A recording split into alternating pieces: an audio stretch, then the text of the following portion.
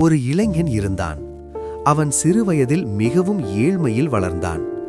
ஆனால் அவனுடைய தாய் அவனை படிக்க வைப்பதற்காகவும் நல்ல நிலைக்கு கொண்டு செல்லுவதற்காகவும் தன்னுடைய வாழ்க்கையை பலியாக செய்தாள்.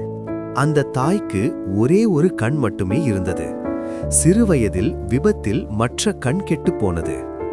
அந்த ஒரு கண் இருந்ததால் பள்ளியில் படிக்கும்போது நண்பர்கள் அவனை பார்த்து சிரித்தனர். உன் அம்மா பார்வையற்றவளா? உன் அம்மா மிகவும் பயங்கரமாக இருக்கிறாள் என்று கேலி செய்தார்கள். அவன் வெட்கப்பட்டான். அவனுக்கு கோபம் வந்தது. என் வாழ்க்கையை அம்மா கெடுப்பாள் என்று உள்ளுக்குள் எண்ணினான். பெரியவனான பிறகு அவன் நல்ல வேலை பார்த்தான், திருமணம் செய்து கொண்டான், புது வீடு கட்டினான். ஆனால் தாயை அவன் சேர்த்து வைத்துக் கொள்ளவில்லை. அவளை அனாதை இல்லத்தில் அனுப்பிவிட்டான்.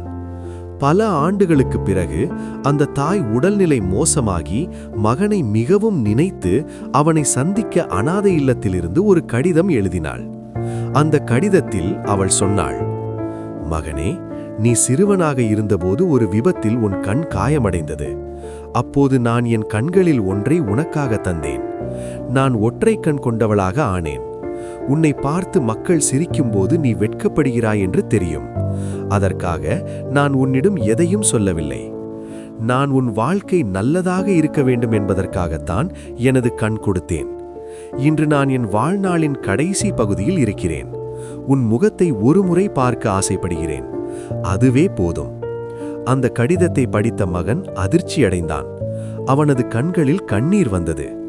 அவள் இறந்து போன பின்புதான் புரிந்தது, தன் தாயின் அன்பையும் தியாகத்தையும் அவன் மதித்தவில்லை என்று. ஆனால் அப்போது தாமதமாகிவிட்டது. அவள் தாய் ஏற்கனவே தேவனுடைய சந்நிதியில் சேர்ந்து விட்டாள்.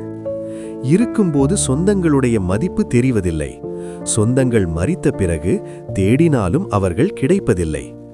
அன்பு என்பது வார்த்தைகளில் அல்ல, பொறுமை, மரியாதை, நன்றி உணர்வு, கவனம் ஆகியவற்றில் வெளிப்படும். அம்மா அப்பா செய்த உதவியை ஒருபோதும் லேசாக நினைக்காதீர்கள். அவர்களை மதியுங்கள். அவர்கள் இருக்கும்போதே உங்கள் அன்பை வெளிப்படுத்துங்கள். உண்மையான அன்பு சுயநலமற்றது என்பதை நினைவில் கொள்ளுங்கள். அன்பு சகலத்தையும் தாங்கும். அதுவே குடும்பத்தின் வலிமை. முதல் கொரிந்தியர் 13ஆம் அதிகாரம் 4ஆம் வசனத்திலிருந்து 7ஆம் வசனம் வரை இப்படியாக சொல்லுகிறது. அன்பு நீடிய சாந்தமும் தயவும் உள்ளது. அன்புக்கு பொறாமையில்லை. அன்பு தன்னை புகழாது, இருமாப்பாயிராது, அயோக்கியமானதை செய்யாது, தற்புகழ்வை நாடாது, சினமடையாது, தீங்கு நினையாது, அநியாயத்தில் சந்தோஷப்படாமல் சத்தியத்தில் சந்தோஷப்படும், சகலத்தையும் தாங்கும், சகலத்தையும் விசுவாசிக்கும், சகலத்தையும் நம்பும், சகலத்தையும் சகிக்கும். இந்த கதை உங்களுக்கு பிடித்திருந்தால் சப்ஸ்கிரைப் செய்து கொள்ளுங்கள். இப்படிப்பட்ட அநேக கதைகள் உங்களை வந்து சேரும். நன்றி.